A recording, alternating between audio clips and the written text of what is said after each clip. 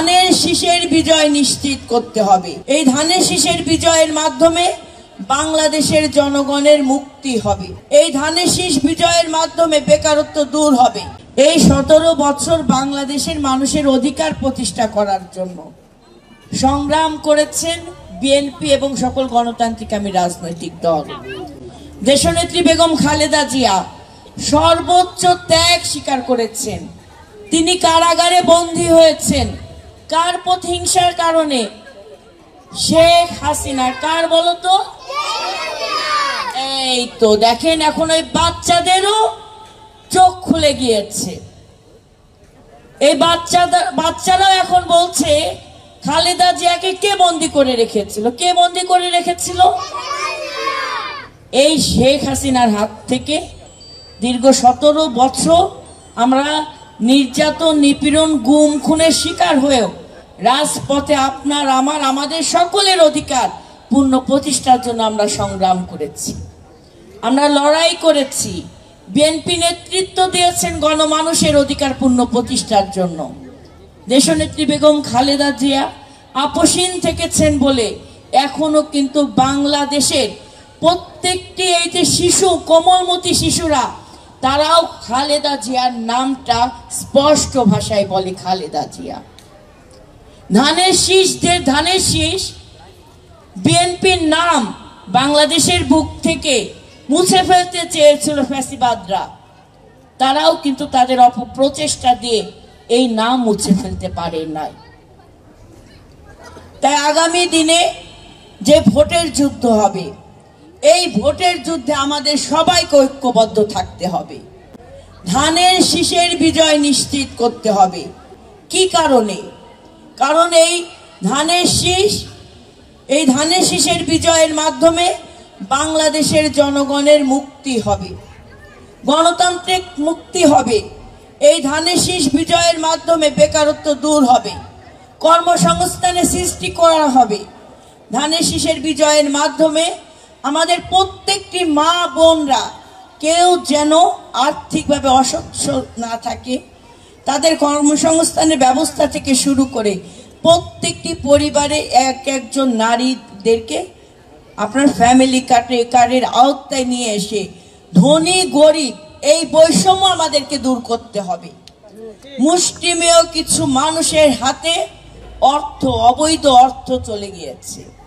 এই অবৈধ অর্থকারীরা তাদের অবৈধ অর্থ জনগণের বিরুদ্ধে, সমাজের বিরুদ্ধে যে ফ্যাসিবাদের পক্ষ নিয়ে কিংবা ষড়যন্ত্রকারীদের পক্ষ নিয়ে দেশ এবং দেশের জনগণের ক্ষতির কারণ হয়ে দাঁড়িয়েছে। এই অবৈধ অর্থের কারণে সারা বাংলাদেশে প্রত্যেকটি জায়গায় মাদকের এক ধরনের আস্তানা গড়ে উঠেছে না? এই কেরানীগঞ্জ অভয়ারণ্যে ভরে গিয়েছে মাদকে, যার নেতৃত্ব দিয়েছেন ফ্যাসিস্ট পতিত সরকারের দোসররা। অবৈধ এমপি মন্ত্রীরা কোমলমতি শিশুদের হাতেও তারা মাদক ধরে দিয়েছে। এই আমাদের আগামীর প্রজন্মকে নষ্ট করার জন্য, ধ্বংস করার জন্য সুপরিকল্পিতভাবে বাংলাদেশের মেধা শূন্য করার জন্য, বাংলাদেশের ভবিষ্যৎ নষ্ট করে দেওয়ার জন্য আমাদের পার্শ্ববর্তী দেশ এবং আরো পার্শ্ববর্তী রাষ্ট্র বাংলাদেশকে একটা যেন রাষ্ট্র হিসেবে পরিণত করার জন্য, পুতুল রাষ্ট্রে পরিণত করার জন্য তারা উদ্দেশ্যপ্রণীতভাবে বিভিন্ন সেক্টরে ঢুকে তারা তাদের অপপ্রচেষ্টা চালিয়ে যাচ্ছে। একটা সুযোগ এসেছে আমাদের, ছাত্র জনতার যে গণ অভ্যুত্থান, এই গণ অভ্যুত্থানের মাধ্যমে 17 বছরের ক্ষোভ, ঘৃণা মানুষ তার বহিঃপ্রকাশ ঘটিয়েছে। এই গণ অভ্যুত্থানে মৃত্যুকে আলিঙ্গন করে স্বৈরাচারের পতনের দাবিতে করেছে না? মুজিবের কন্যা শেখ হাসিনা পালিয়ে গিয়েছে না? কই পালিয়েছে? কোথায় গেছে বলতো? ইন্ডিয়া। এই দেখেন লাইভ হচ্ছে, ওরাই বলছে সে তার বাপের বাড়ি চলে গিয়েছে। হ্যাঁ, শ্বশুর বাড়ি। তো শেখ হাসিনাকে যারা ক্ষমতায় রাখার জন্য অপপ্রচেষ্টা চালিয়েছে, সেই জনগণ এখন তাদের বিরুদ্ধে